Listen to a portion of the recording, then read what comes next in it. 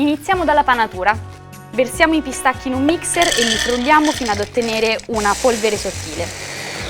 Ora in una ciotola uniamo il panko e la polvere di pistacchi precedentemente ottenuta. Mischiate bene per evitare che si formino dei grumi con il panko e la polvere di pistacchi. Guardate che bello che è questo pesce spada. Voi se volete potete prendere anche un trancio più piccolo, ovviamente.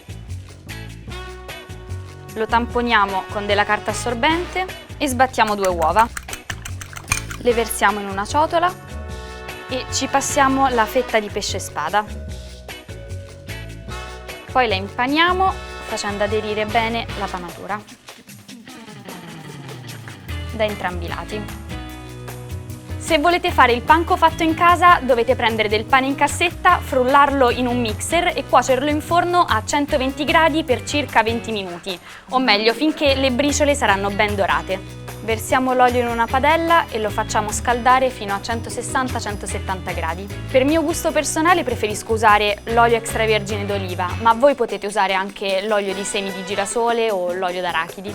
L'olio è pronto, possiamo immergere la fetta di pesce spada. La friggiamo da entrambi i lati fino a doratura.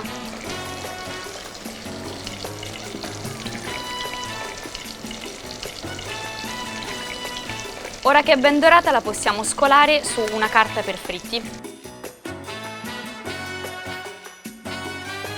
Aggiungiamo il sale e siamo pronti per impiattare. Vi consiglio di servirlo con un'insalatina fresca di stagione. E io ora lo assaggio.